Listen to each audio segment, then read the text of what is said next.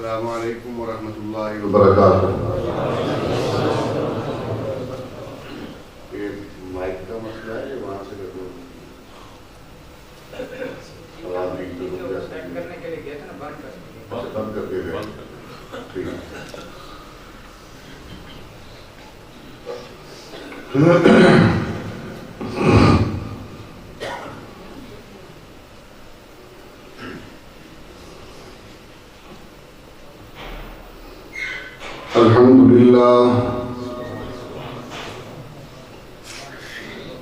الحمد لله الذي لم يتخذ ولدا ولم يكن له شريك في الملك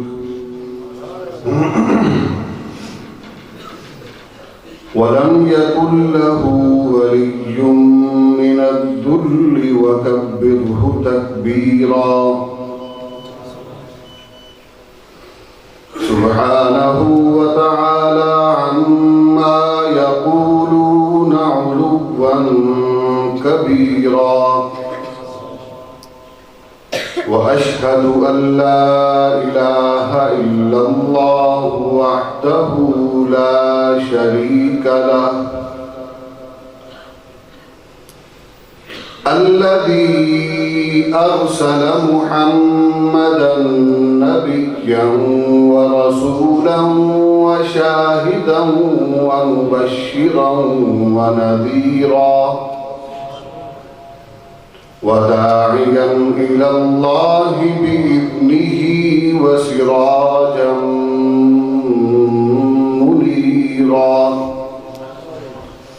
وصلى الله تبارك وتعالى عليه وعلى آله وأصحابه وأزواجه وأبنائه وبناته وذرياته وأتباعه أجمعين وسلم تسليما كثيرا كثيرا. أما بعد، قال الله تبارك وتعالى في القرآن الكريم: أعوذ بالله من الشيطان الرجيم، بسم الله الرحمن الرحيم. لقد كان لكم في رسول الله أسوة حسنة. وقال تعالى: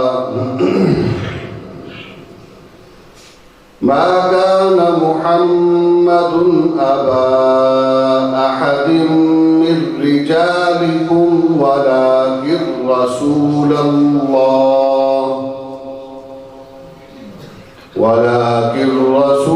الله وخاتم النبيين وكان الله بكل شيء عليما.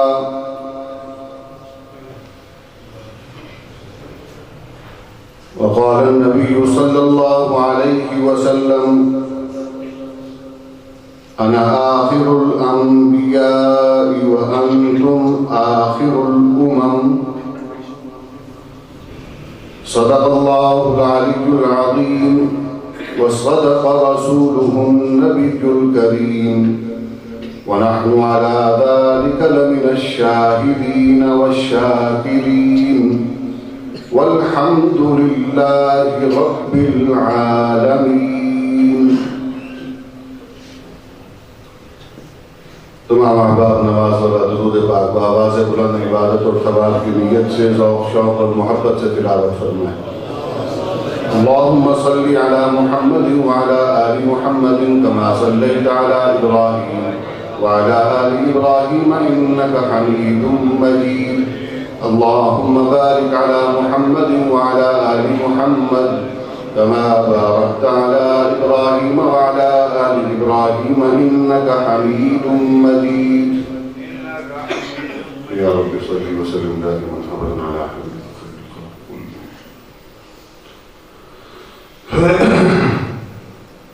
انتہائی واجب الاحترام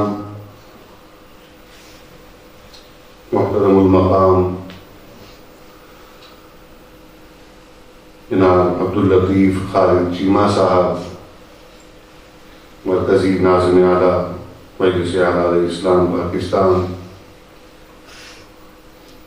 بزرگوں، دوستوں، عزیزوں، اللہ تبارک و تعالیٰ نے مجھے اور آپ کو یہ موقع عنایت کیا ہے. دعا کریں کہ اللہ ہمیں اسے بامقصد بنانے کی توفیق عطا فرمائے. بے مقصد گفتگو سے بچنے اور بامقصد گفتگو کرنے، سننے، سمجھنے اور اس پر عمل کرنے کی توفیق عطا فرمائے.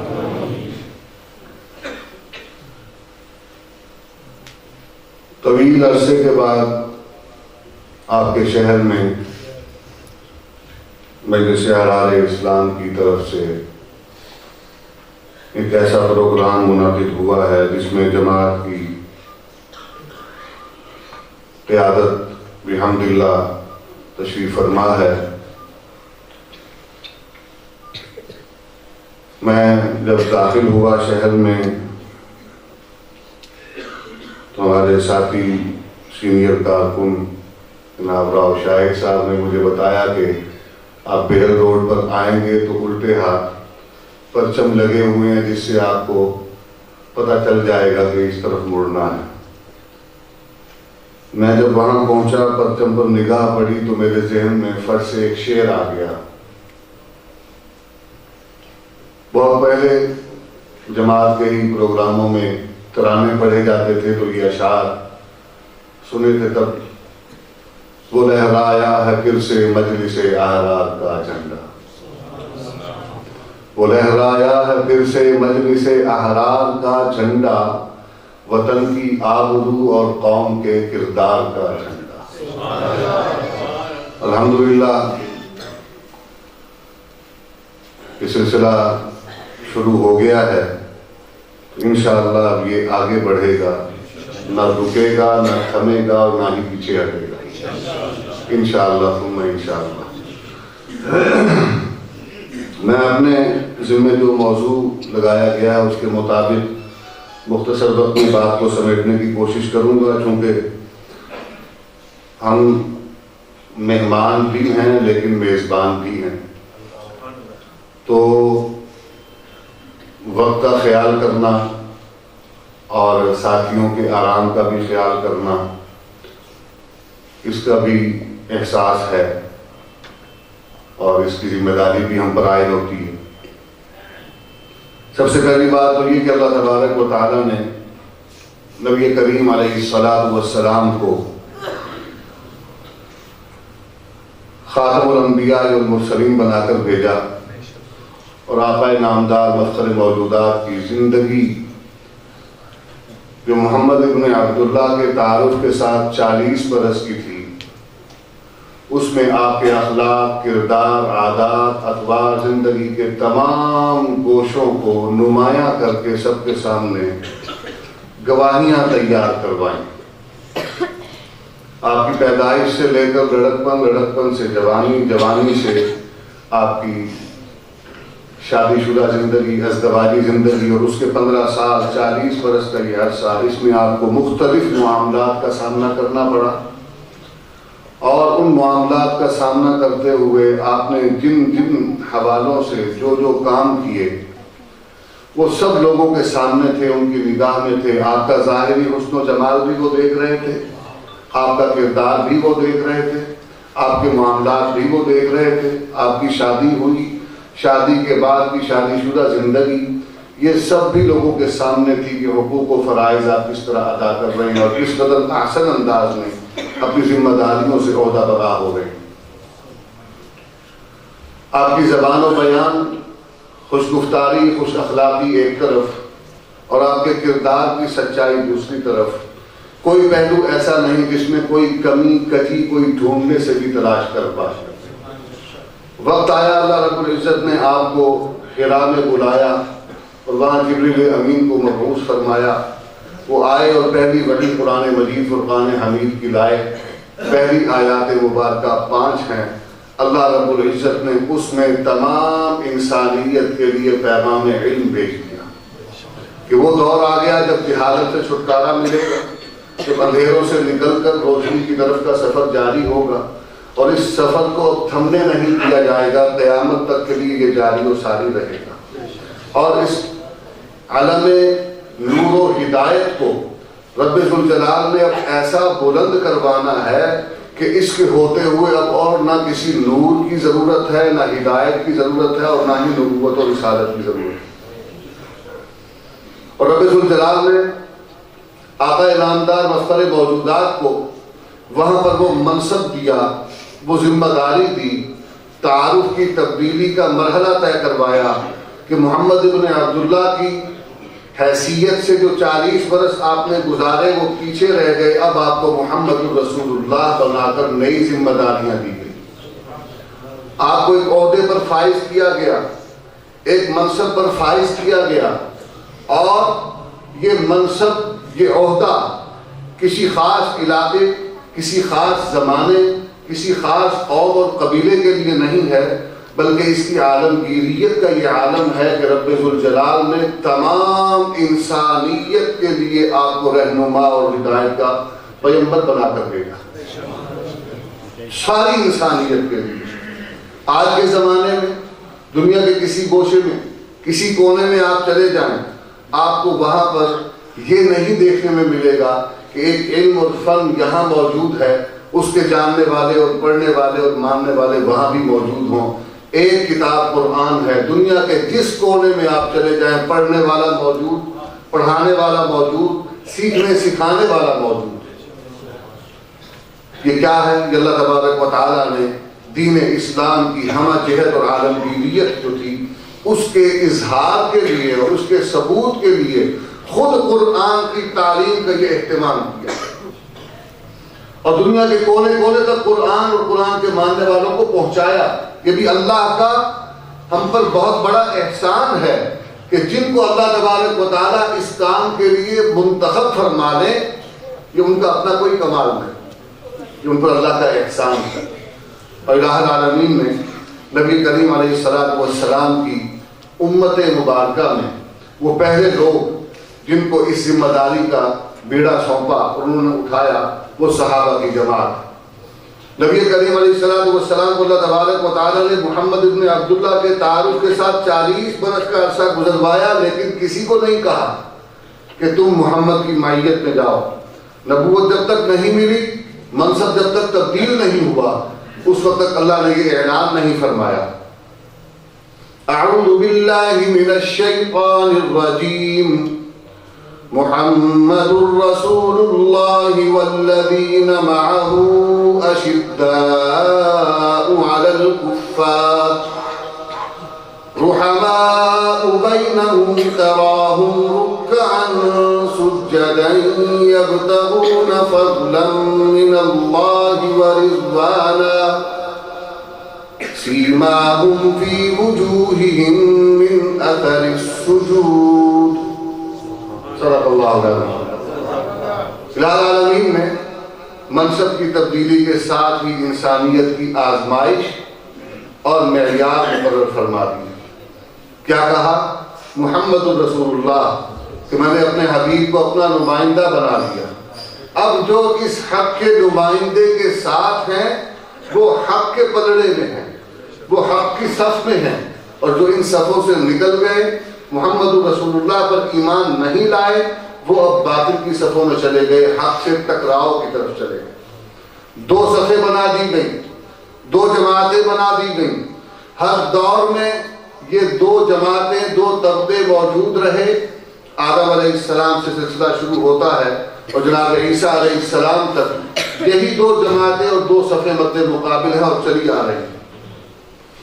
معیارات ہر دور میں مختلف، کبھی عیسیٰ علیہ السلام کو معیار بنایا، کبھی موسیٰ علیہ السلام کو معیار بنایا، کبھی ابراہیم علیہ السلام کو معیار بنایا۔ ہر دور میں آنے والا نبی معیار بن گیا۔ جو نبی کے ساتھ ہے وہ حق کے ساتھ ہے، جو نبی کے مخالف ہے وہ باطل کی صفوں میں چلا گیا۔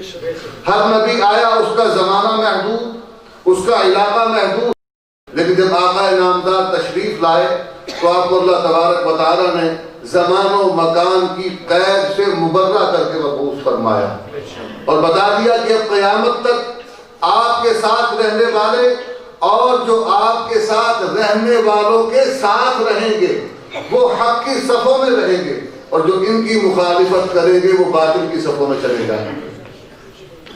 رب ذوالجلال نے نبی کریم علیہ السلام کی زندگی ہمارے لیے مشعل راہ بنائی، آپ کے کردار کو، جس طرح آپ کے منصب کو اللہ تبارک و تعالیٰ نے سب سے اعلیٰ اور بلند بنایا، اسی طرح الہ العالمین نے فرمایا لَقَدْ كَانَ لَكُمْ فِي رَسُولِ اللَّهِ أُسْوَةٌ حَسَنَةٌ، کہ تمہارے لیے، انسانوں کے لیے، ماننے والوں کے لیے زندگی گزارنے کا طریقہ، اس کے لیے اگر کوئی بہترین اور سب سے اچھا اور اعلیٰ نمونہ ہے تو محمد کریم کی زندگی کا طریقہ ہے۔ اور آپ کے نمونے کو، آپ کی زندگی کے طریقے کو سب سے بہتر قرار دے کر رب ذوالجلال نے بتا دیا کہ اب اور کوئی طریقہ ایسا نہیں جو محمد کریم کے طریقے کے مقابلے میں قبول کیا جائے۔ وَمَن يَبْتَغِ غَيْرَ الْإِسْلَامِ دِينًا فَلَن يُقْبَلَ مِنْهُ، محمد کریم کی زندگی دین ہے، دین اسلام ہے۔ وَرَضِيتُ لَكُمُ الْإِسْلَامَ دِينًا، اللہ فرماتے ہیں کہ دین اسلام میں نے تمہارے لیے پسند کر لیا ہے۔ کس کے لیے پسند کیا ہے؟ کالوں کے لیے، گوروں کے لیے، عربیوں کے لیے، عجمیوں کے لیے، بر صغیر کے لوگوں کے لیے، چین اور افغانستان کے لوگوں کے لیے، اللہ نے تمام کے تمام انسانوں کے لیے دین اسلام کو پسند کیا ہے۔ یہ صرف عربوں کے لیے نہیں، صرف عجمیوں کے لیے نہیں، تمام قومیتوں کے لیے۔ رہنمائی ہے اسی میں ہے، ہدایت ہے اسی میں ہے، دنیا اور آخرت کی کامیابی ہے اسی میں ہے۔ معیارات مختلف ہیں۔ انسان کے نزدیک کبھی معیار ہوتا ہے مال کی کثرت، کبھی کوٹھی بڑی ہو، بنگلہ بڑا ہو، مال و دولت کی کثرت ہو، اولاد زیادہ ہو، بیٹے زیادہ ہو، دنیا میں اقتدار ہو، وجاہت ہو، حسن و جمال ہو، لوگوں کے اندر واہ واہ ہو، کر و فر و ٹھاٹ باٹ ہو، انسان سمجھتا ہے یہ کامیابی۔ یہ کامیابی کا معیار مسلمانوں کے لیے نہیں ہے، یہ کامیابی کا معیار باطل کی صفوں کے لیے ہے۔ یہ کامیابی کا معیار جنہوں نے بنایا وہ فرعون، حامان، قارون، شداد اور نمرود اور اس کی صفوں کے لوگ ہیں۔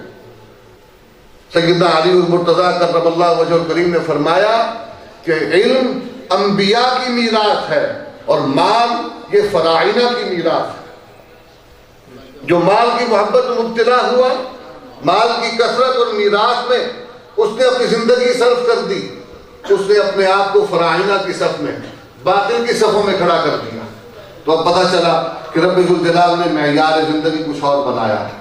اگر ان معیارات سے ہٹ کر دیکھا جائے تو پتہ چلے گا کہ نبی کریم علیہ السلام کی زندگی، اس میں مال کی کثرت نہیں ہے، اس میں ظاہری کروفر اور ٹھاٹ باٹ نہیں ہے، وہاں قربانیاں ہیں، ایثار ہے، وہاں پر پریشانیوں اور مشکلات کا سامنا ہے، وہاں پر حق کی پاداش میں مصیبتوں کا سامنا ہے، دشواریوں کا سامنا ہے، قطع تعلقی کا سامنا ہے۔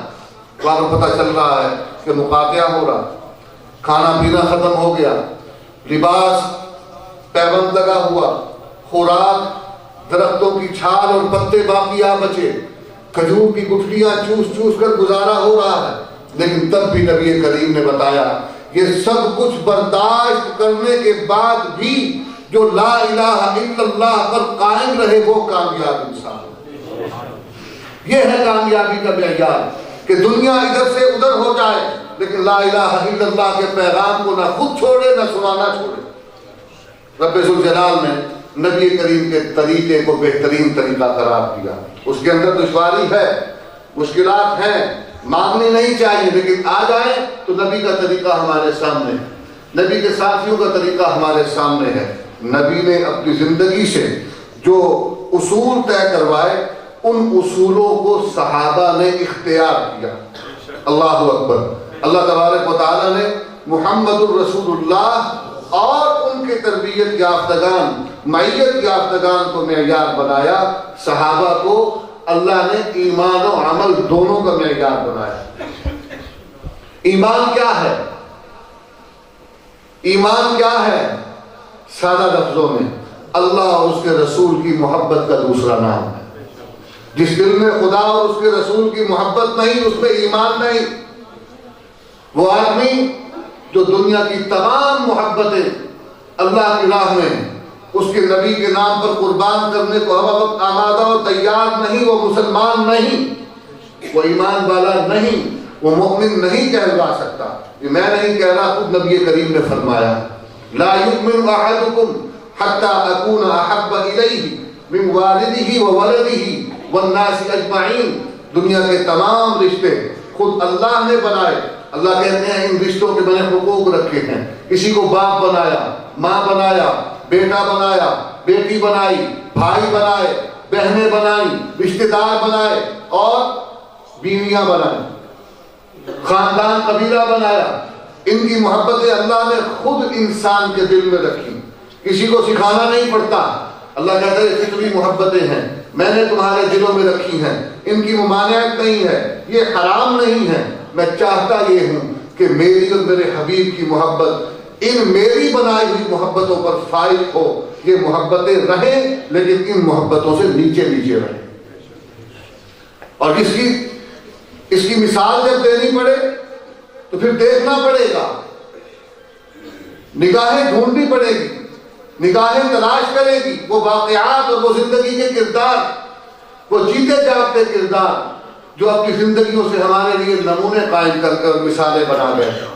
وہاں پر ہمیں ابو بکر صدیق کی جماعت کھڑی ہوئی نظر آتی ہے، وہاں پر بلال حبشی ہے، خباب بن ارت ہے، مصعب بن عمیر ہے، حذیفہ بن یمان ہے، عبد الرحمن بن عوف ہے۔ یہ وہ لوگ ہیں جنہوں نے قربانیوں کی مثالیں رقم کی، جنہوں نے بتایا کہ ایمان کا ثبوت کیسے دیا جاتا ہے۔ حضرت بلال رضی اللہ تعالیٰ عنہ تپتی ریت پر لٹایا جاتا ہے، پتھر سینے پر رکھا جاتا ہے، زبان سے ایک ہی بات ہے احد احد، اللہ اکیلا ہے، وحدہ لا شریک ہے، بیٹا بیٹی دینے والا وہی ہے، منت منوتی کے لائق وہی ہے، نظر و نیاز کے لائق وہی ہے، تمام حاجتیں پوری کرنے والا وہی ہے، مشکل میں ڈالنے والا، مشکل سے نکالنے والا وہی۔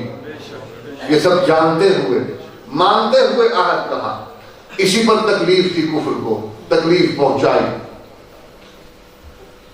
حضرت خباب رضی اللہ تعالیٰ عنہ انگارے دہکائے جاتے ہیں، ان پر لٹایا جاتا ہے، جسم جلتا ہے، کھال جلتی ہے، گوشت جلتا ہے، چربی پگھل کر جسم سے پانی نکل کر انگاروں کو بجھا دیتا ہے، پھر بھی زبان سے یہ نہیں نکلتا کہ محمد کا کلمہ چھوڑنے کو تیار۔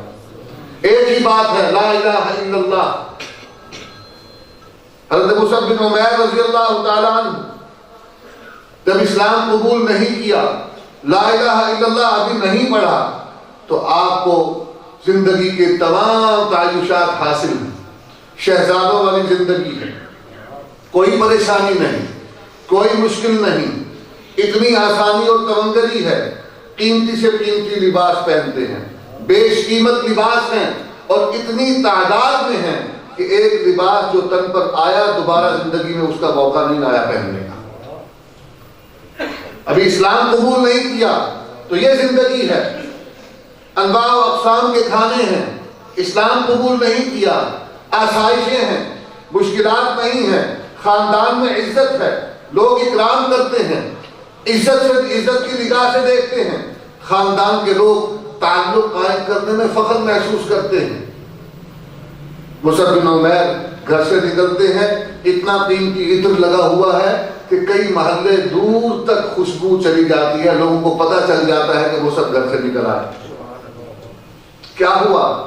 سیدنا علی مرتضیٰ فرماتے ہیں ایک نشست میں بھی موجود ہوں، مصعب بن عمیر بھی موجود ہیں، نبی کریم تشریف لاتے ہیں اور آ کر دیکھتے ہیں مصعب کے جسم پر جو لباس ہے اس میں پیبند لگے ہوئے ہیں۔ وہ مصعب ہے قبول اسلام سے پہلے ایک لباس قیمتی جو بدن پر آیا دوبارہ اس کا موقع نہیں آیا، اسلام قبول کیا تو لباس ایسا ہے کہ اس پر پیبند لگے ہوئے ہیں، نبی کی آنکھیں نمناک ہو جاتی ہیں مصعب کا ماضی یاد کر کے۔ یہ تمام مصیبتیں مشکلات برداشت کی مصعب نے، نبی کا کلمہ اور ساتھ نہیں چھوڑا۔ حضرت حذیفہ بن یمان رضی اللہ تعالیٰ عنہ روم کے بادشاہ کے دربار میں حضرت فاروق اعظم کے دور میں قید ہو کر جاتے ہیں. بادشاہ روم قیصر روم گشت پر نکلتا ہے، اپنے قیدیوں کو دیکھنے کے لیے نکلتا ہے. قطار لگی ہوئی ہے، قیدی قطاروں میں کھڑے ہیں. وہ دیکھتا ہے کہ ایک مسلم نوجوان ہے، جوان رانا ہے، خوبصورت ہے، توانا ہے، چہرے سے رعنائیاں جھلک رہی ہیں، خوبصورتی جھلک رہی ہے، بدن طاقتور ہے، اور اخلاق جو ہے نبی کے اخلاق کا پرتو ہے. وہ دیکھ کر متاثر ہوتا ہے، دل میں خواہش جاگتی ہے کہ اس انسان کو، اس جوان کو کسی طریقے سے محمد کا کلمہ چھڑوا کر اپنے مذہب پر لے آؤں. ایک قیدی کے پاس وقت کا بادشاہ جا رہا ہے. تصور کیجئے، اپنے آپ پر کبھی اس کیفیت کو طاری کر کے سوچئے، میں اگر قید ہوں، مجھے اپنے علاقے کا کوئی چھوٹا سا افسر آ کر قید سے رہائی کی پیشکش کرے، صرف قید سے رہائی کی پیشکش کرے، اور بدلے میں اتنا ہی لکھ لے کہ جو پہلے بات کہی تھی اس پر معافی مانگتا ہوں، تو میں کیا کروں گا؟ اور وہ جس جرم میں آئے ہیں، میدان جہاد میں ہیں، کفر سے لڑ رہے ہیں، وہاں پر تو باغیوں کے انداز میں قید کر کے لایا گیا. اور بادشاہ وقت پیشکش کیا کر رہا ہے؟ سوچئے. پہلی پیشکش کرتا ہے، اگر ہمارا مذہب قبول کرتے ہو تمہیں آزاد کرتا ہوں. دوسری پیشکش کرتا ہے، اپنی عزیزہ بیٹی سے تیرا نکاح کرتا ہوں. تیسری پیشکش کرتا ہے، میں بادشاہ ہوں، ایک ریاست میرے زیر نگیں ہے، اس کا ایک حصہ تیرے سپرد کرتا ہوں، تجھے اپنی بادشاہت میں شریک بناتا ہوں. حضرت حذیفہ فرماتے ہیں، تو ایک چھوٹے سے خطے کا بادشاہ ہے،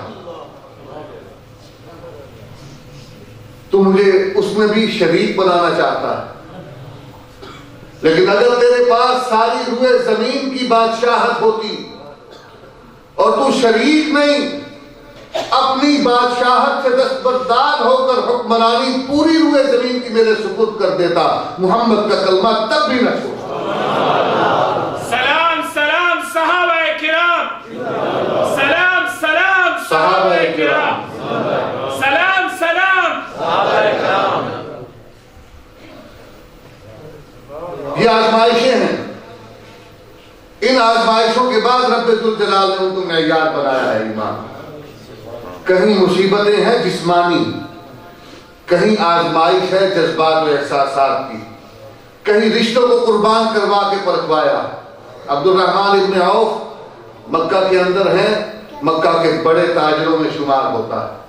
حکم آ گیا ہے، مکہ چھوڑو، مدینہ کو ہجرت کر جاؤ. سارا مال و اسباب گھر بار چھوڑ کر خالی ہاتھ مدینہ منورہ آ جاتے ہیں. آج کون ہے جو نبی کے نام پر یہ قربان کرنے کو تیار ہو، مال چھوڑنے کو تیار ہو؟ آج تو ناموس رسول کا معاملہ آتا ہے، ہمیں دکان کی فکر ستانے لگ جاتی ہے، کاروبار کی فکر ستانے لگ جاتی ہے. یہ ہمارے ایمان کا عالم. ہمیں اپنی اولاد کی فکر ستانے لگ جاتی ہے، ہمیں اپنے ماں باپ کی فکر ستانے لگ جاتی ہے.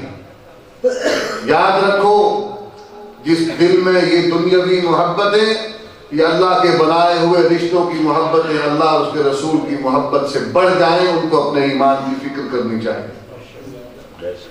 یہ دل ایمان سے خالی ہے. جو نبی کی ناموس پر آنچ آ رہی تھی، نبی کی ناموس سے کھلواڑ ہو رہا تھا، اور ہمارے دل میں اتنا بھی نہیں جذبہ پیدا ہوا کہ کم از کم سڑک پر 2-4 قدم انہی کے ساتھ ہی چل رہے جو جلوس نکال رہے ہیں. اتنا بھی جذبہ نہ پیدا ہوا. ہم نبی کی ناموس کے لیے اپنا روزی کا اڈا چھوڑنے کو تیار نہیں. تو مجھے بتائیے، قربانی کا وقت اگر آئے گا تو ہم کیا قربان کریں گے؟ ہم نے تو دین کو قربان کر دیا. ہم نے مغربی تہذیب کو دین پر فوقیت دے دی. ہم نے اپنی اولاد کو صحابہ کے طرز زندگی، صحابہ کے دیے ہوئے تعلیم و نظام تعلیم و نصاب تعلیم جو انہوں نے نبی کریم علیہ التحیت و تسلیم سے وصول کیا اور آگے امت تک پہنچایا، ہم نے تو کب کا اسے قربان کر دیا اور چھوڑ دیا. ہمارا اپنے بچوں سے قرآن کے تعلق قائم کروانے کا فقط اتنا ارادہ ہوتا ہے کہ بچہ قرآن کا حافظ بن جائے اور میری بخشش کروا دے. قرآن پر عمل کرنا یہ ہمارا ارادہ نہیں، ہماری نیت نہیں. قرآن کو بخشش کا ضامن بنانا چاہتے ہیں، اس پر عمل نہیں کرنا چاہتے. صحابہ نے قرآن پر عمل کر کے دکھایا. نبی کریم نے 23 برس میں قرآن پر عمل کرنا صحابہ کو سکھایا ہے، اور صحابہ نے سوائے قرآنی احکام اور تعلیمات کے اور کسی کا حکم نہیں مانا. اور صحابی رسول نے نبی کی ناموس کے تحفظ کا طریقہ بھی بتایا. پہلی تو بات یہ کہ رب ذوالجلال نے خود طے فرما دیا. کیا طے کیا اللہ تبارک و تعالی نے؟ الذین یؤذون اللہ ورسولہ لعنہم اللہ فی الدنیا والآخرہ.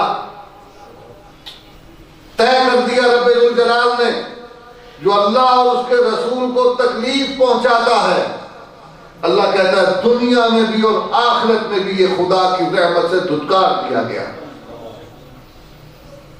وہ لوگ جو کفر کرتے ہیں لیکن توہین تک نہیں پہنچتے، ان کے لیے رحمت کے دروازے شاید کھل جائیں، لیکن جو نبی اور خدا کی توہین کرتے ہیں، ان کو تکلیف پہنچاتے ہیں، ان کے لیے رحمت کے دروازے اللہ بند کر دیتا ہے.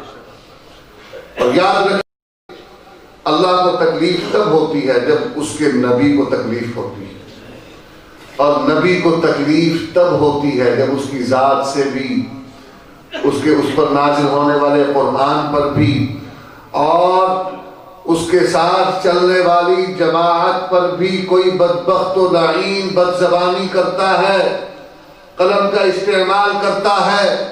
نبی کو تکلیف ہوتی ہے، اور نبی کو تکلیف ہوتی ہے تو خدا رحمت کے دروازے بند کر دیتا ہے. جب رحمت کے دروازے بند ہو جاتے ہیں تو پھر کعب بن اشرف ہو، ابو رافع ہو، دیگر گستاخان ہوں، ان کے لیے نبی کریم علیہ السلام حکمن کہتے ہیں، خواہش کا اظہار کرتے ہیں، فرماتے ہیں تم میں سے کون ہے جو میرا سینہ ٹھنڈا کرے گا؟ کون ہے جو اس کو قتل کر کے آئے گا؟ صحابہ بڑھ چڑھ کر حصہ لینا چاہتے ہیں. ان میں سے ان کا انتخاب ہوتا ہے جو اس بدبخت کے عزیز اور رشتہ داروں میں ہوتے ہیں. وہ جاتے ہیں، اپنے اس رشتہ دار کا سر قلم کر کے لاتے ہیں، اور جا کر نبی کے قدموں میں پیش کرتے ہیں، یا رسول اللہ آپ کی خواہش کی تکمیل ہو گئی. اللہ نے طے فرما دیا. سیدنا ابوبکر صدیق رضی اللہ تعالی عنہ نے منکرین ختم نبوت، مانعین زکوٰۃ، دین میں تبدیلی کرنے والے، نبی کے منصب کی خلاف ورزی کرنے والوں کے خلاف خروج کر کے، اور ان پر سزاؤں کو عملاً لاگو کر کے بتایا ہے کہ قرآن کے ذریعے سے دیے ہوئے نظام میں قوانین کا جو شعبہ ہے اس میں گستاخی رسول اور گستاخی صحابہ کی سزا کیا طے کی گئی. خود نبی کریم علیہ السلام نے فرمایا من سب الانبیاء قتل ومن سب اصحابی جلد، او کما قال علیہ السلام. نبی کریم نے فرما دیا، نبی کا فرمایا قانون بن گیا. اب نبی کے دیے ہوئے قانون کی تبدیلی کی بات کرنے والا، اس میں رد و بدل کرنے والا، جو نبی کے دیے ہوئے قانون میں تبدیلی کرتا ہے، اس کا تو ایمان سب سے پہلے ضائع، اس کے اعمال ضائع، اس کی زندگی اگر پچھلی ساری اس نے تہجد بھی کبھی قضا نہیں کی، لیکن نبی کے دیے ہوئے قانون کو تبدیل کرنے کا جرم کر بیٹھا، اس کے تمام اعمال ضائع ہو گئے، ایمان غارت ہو گیا. آج ہمارے ہاں اس حوالے سے غور کرنے کی ضرورت ہے. نبی کریم علیہ السلام نے صحابہ کے متعلق بڑی واضح بات فرمائی، بڑی واضح بات فرمائی. من احبہم فبحبی احبہم ومن ابغضہم فببغضی ابغضہم. اور یاد رکھیے آقا نامدار مفخر موجودات نبی کریم علیہ التحیۃ والتسلیم کی فرمائی ہوئی ایک ایک بات آخری بات ہے، ایک ایک بات انسانیت کے لیے رہنما ہے، اور اس رہنمائی میں اب کوئی تبدیلی ممکن نہیں۔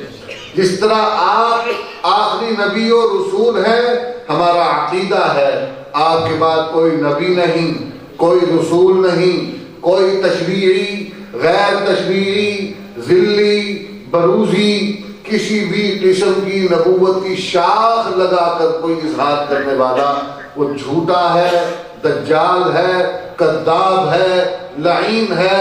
اگر پہلے دائرہ اسلام میں تھا تو نکل گیا، مرتد ہو گیا، اور سزا اس کی قتل بن گئی۔ کیا ہمارا عقیدہ ایسا ہے؟ اسی طرح نبی کریم علیہ السلام کا لایا ہوا دین آخری دین ہے، اس کا ہر حکم آخری حکم ہے، اس میں تبدیلی نہیں ہو سکتی۔ آپ کی لائی ہوئی شریعت آخری شریعت ہے، اس کے آ جانے کے بعد نہ پچھلی شریعتوں پر عمل ہو سکتا ہے اور نہ بعد میں کوئی شریعت آ سکتی۔ حضرت عمر فاروق رضی اللہ تعالیٰ عنہ تورات کی کچھ عبارت ملی، آپ کو لے کر نبی کریم کی بارگاہ میں پیش ہوئی، یا رسول اللہ مجھے یہ تورات سے کچھ اوراق ملے، یہ کچھ عبارت ملی ہے، میری خواہش ہے کہ اس عبارت کی تعلیم کا اہتمام کر لیا جائے۔ اور یہ کہہ کے آپ نے وہ عبارت پڑھنا شروع کر دی۔ حضرت ابوبکر صدیق رضی اللہ تعالیٰ عنہ مجلس میں موجود ہیں، نبی کریم کا چہرہ متغیر ہونا شروع ہوتا ہے، چہرے کے آثار بدلتے ہیں، رحمت للعالمین کے چہرے پر غصہ نمودار ہوتا ہے۔ اللہ اکبر، سیدنا ابوبکر صدیق یار غار،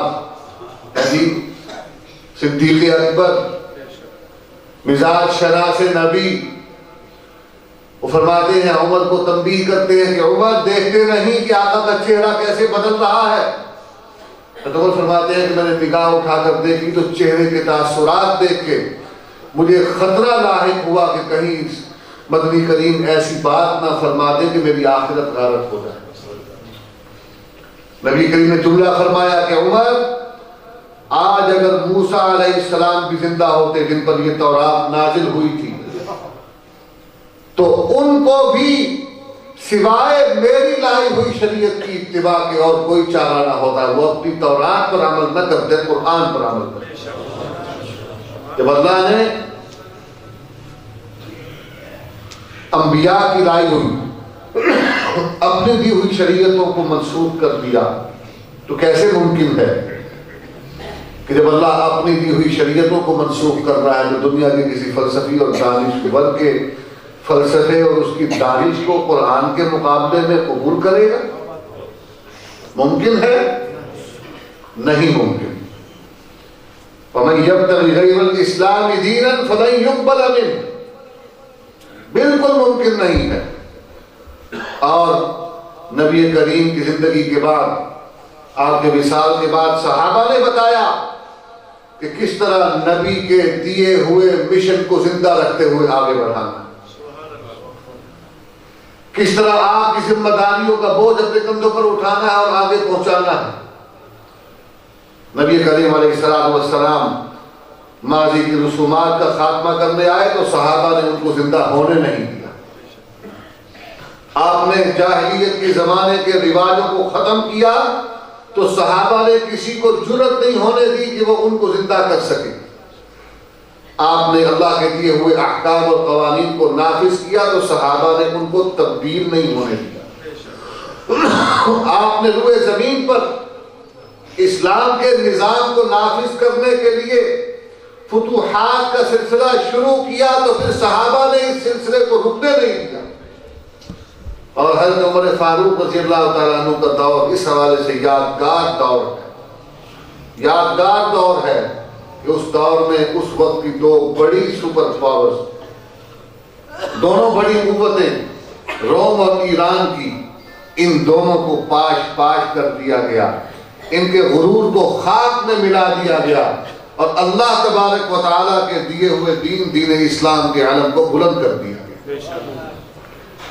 وَالَّذِي أَرْسَلَ رَسُولَهُ بِالْهُدَى وَدِينِ الْحَقِّ لِيُظْهِرَهُ عَلَى الدِّينِ كُلِّهِ۔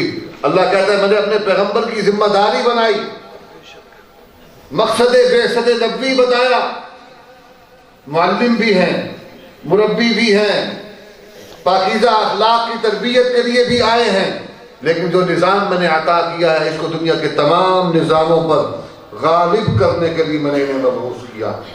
محمد کریم نے اس غلبے کا آغاز کیا جس مکہ مکرمہ سے کبھی نبی کو مغموم ہو کر نکلنا پڑا، اللہ کے حکم سے ہجرت کرنی پڑی، اور نبی یہ کہتے ہوئے مکہ چھوڑ رہے ہیں کہ میرا جی تو نہیں چاہتا پر اے حرم تیرے باسی مجھے تجھ میں رہنے نہیں دیتے۔ نبی مغموم ہو کر وہ مکہ چھوڑ کر جا رہے ہیں، اللہ تبارک و تعالی نے آپ کو پھر اسی مکہ میں فاتح بنا کر داخل کیا، فاتح بنا کر داخل کیا، اور آپ وہاں پر فاتح بن کر آئے ہیں۔ آپ نے وہاں کے قوانین کو بدلا ہے اور فرمایا ہے کہ آج کے بعد جاہلیت کے زمانے کے تمام رسوم و رواج کو اللہ نے میرے پاؤں کے تلے کچلوا دیا۔ اب کسی کے نظام کو قبول نہیں کیا جائے گا، اب جو اللہ کا حکم آئے گا وہی نافذ کیا جائے گا۔ اب بت پرستی کو وہاں رواج نہیں پانے دیا جائے گا، وہاں بتوں کو توڑا گیا، تڑوایا گیا ہے۔ وہ مسلمان جو عرصہ قدیم سے اپنے اپنے مذاہب پر عمل پیرا تھے، نبی کریم علیہ السلام نے حکمن ان کو کہہ کے انہی کے ہاتھوں ان بتوں کو تڑوایا۔ اب یہی لوگ جو کل تک بت پرست تھے، شرک کرتے تھے، ایسے توحید کے علم بردار ہوئے کہ پوری روئے زمین پر تمام انسانوں کو یہ باور کروانے نکل کھڑے ہوئے کہ زمین اللہ کی بنائی ہوئی ہے، اس پر نظام بھی اللہ کا ہی چلے گا۔ جو اللہ کے دیے ہوئے نظام کے مقابلے میں کسی اور کے نظام کو لانے کی کوشش کرے گا، ہم اس کے مقابلے کے لیے کھڑے ہو گئے ہیں۔ اور سیدنا معاویہ بن ابو سفیان رضی اللہ تعالی عنہ نے اس سلسلے کو اس حد تک وسیع کر دیا، کہتے ہیں آباد دنیا جو اس دور میں آباد تھی، آدھی سے زیادہ اسلام کے جھنڈے تلے آ چکی تھی۔ صحابہ نے نبی کی فتوحات کے سلسلے کو اس قدر بڑھایا کہ دنیا کے کونے کونے تک پہنچے، نبی کے علم کو اس قدر بڑھایا کہ دنیا کے کونے کونے تک پہنچایا، نبی کی دی ہوئی ہدایات کو ایسا پہنچایا اور بڑھایا کہ کوئی انسان یہ نہیں کہہ سکتا کہ مجھ تک اسلام کا پیغام نہیں پہنچا۔ یہ صحابہ کا جاری کردہ سفر جو آج تک جاری ہے، صحابہ کو معیار ایمان بنایا، انہوں نے ایمان کا معیار بن کے دکھایا، عمل کا معیار بنایا، بن کے دکھایا، بلکہ اللہ نے یہ فرمایا اعوذ باللہ من الشیطان الرجیم کنتم خیر امت اخرجت للناس تأمرون بالمعروف وتنہون عن المنکر۔ صدق اللہ العظیم۔ اللہ فرماتے ہیں میں نے تمہیں منتخب کر کے انسانیت کی ہدایت کے لیے تیار کیا ہے۔ اخرجت للناس تأمرون بالمعروف وتنہون عن المنکر، اچھائی اور برائی کی تمیز تم نے انسانیت کو سکھانی ہے، تم نے نبی سے سیکھا ہے، اب آگے تم نے پہنچانا ہے۔ تمام کے تمام وہ انسان جو دور نبی نہیں پا سکے ان تک اچھائی اور برائی کی تمیز تم پہنچاؤ گے، گویا تمہارے ذریعے سے اچھائی اور برائی کا فرق واضح ہوگا۔ عمل کا معیار رب ذوالجلال نے انسان کی کامیابی میں عمل صالح کو ایک مقام دیا ہے اور اس کا معیار صحابہ کو قائم کیا۔ صحابہ نے اپنی زندگیوں سے وہ تمام امور آگے پہنچائے، وقت نہیں کہ تفصیل میں جا سکوں، اسی پر بات کو ختم کروں گا۔ رب ذوالجلال نے اپنے حبیب کی اس جماعت کو وہ مقام دیا ہے، وہ مقام دیا ہے کہ امت کے تمام افراد بھی اگر عبادت کرتے رہیں، ان تمام کی عبادتوں کو جمع کر لیا جائے، کسی ایک صحابی کے ایک سجدے کی برابری نہیں ہو سکتی۔ وہ مقام ہے ان کا، اور اس میں ہماری مرضی اور منشا نہیں ہے، یہ اللہ کا انتخاب ہے۔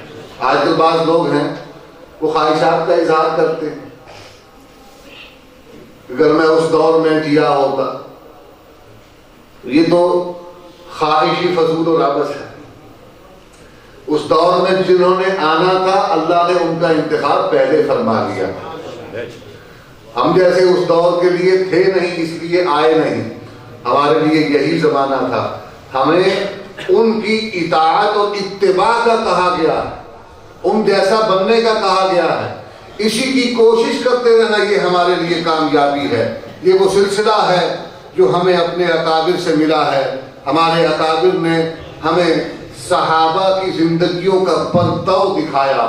ہمیں اپنے اکابر سے اسی لیے محبت ہے کہ انہوں نے ہمیں صحابہ کی زندگیوں کا عملی نمونہ بن کر دکھایا.